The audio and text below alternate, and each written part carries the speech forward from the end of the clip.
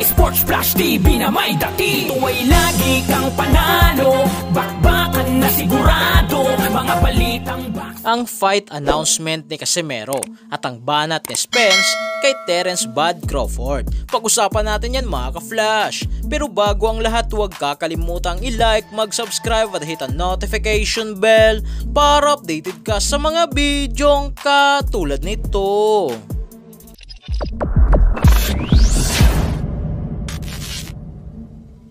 Sinabi nga po mga ka-flash ni Errol The Truth Spence Jr. na umaasa nga raw siya na hindi niya sana masira ng husto ang mukha ni Terence Bud Crawford sa kanilang magiging laban sa July 29 na ipapalabas sa Showtime pay-per-view. Si Spence nga po mga ka-flash ay may kasalukuyang kartada na 28 wins, walang talo at 22 knockouts, habang si Crawford ay may records na 39 wins, wala ring talo at 30 knockouts.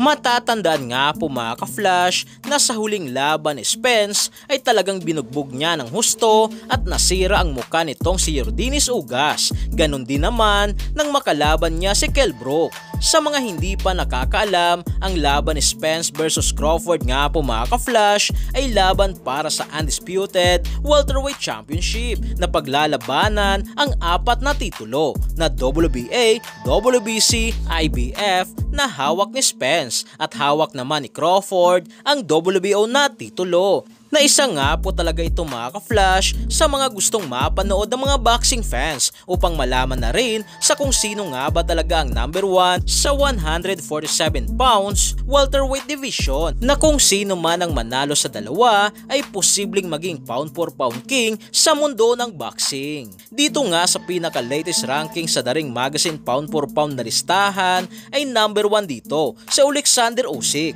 number 2 si Naoya Inoue, number 3 si Terence Bud Crawford, number 4 si Errol Spence Jr., number 5 si Canelo Alvarez, Dimitri Bivol, number 7 si Devin Haney, Gervonta Tank Davis, Vasily Lomachenko at number 10 si Teofimo Lopez. Habang sa kabilang balita naman nga po mga ka-flash, sa update sa magiging susunod na laban ni Angas ng Pinas, 3 Division World Champion at ngayon ay WBO Global Super Bantamweight Champion, General Cuadro Alas Casimero, ay nagbigay nga po ng update si Mark The Real News na ayon sa kanya magkakaroon nga sila ng meeting sa June 23 kasama dyan ng Treasure Boxing Promotion at Asign Boxing Promotion, na dito ay pag-uusapan ang susunod na makakalaban ni Alas sa kung sino, saan at kailan. Dagdag pa ni Mark na posibleng araw na lalabas ang fight announcement ni Casimero sa unang linggo ng July o July 5, na dito na malalaman ang buong detalye ng next fight ni Casimero. 23 yung meeting namin, June 23, internal meeting ng DBP. Lalabas yung announcement siguro next week nun o first week ng July, baka mga July 5 announcement na para sa next laban, kung saan yung venue, sino yung mga kalaban. So yan lang para sa ating balitang boxing. Ano bang masasabi nyo tungkol dito? Para sa inyong komento at reaksyon ay i-comment nyo lang sa baba. Hanggang sa muli, ito ang The Sports Flash TV.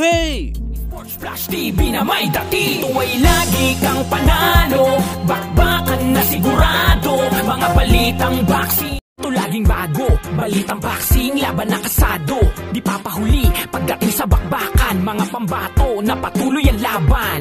Sasaliksikin ang bawat babalita, talagang diin, bawal ang mahina sa loob ng ring. Merong pambihira, mga kamao na nagiging bida.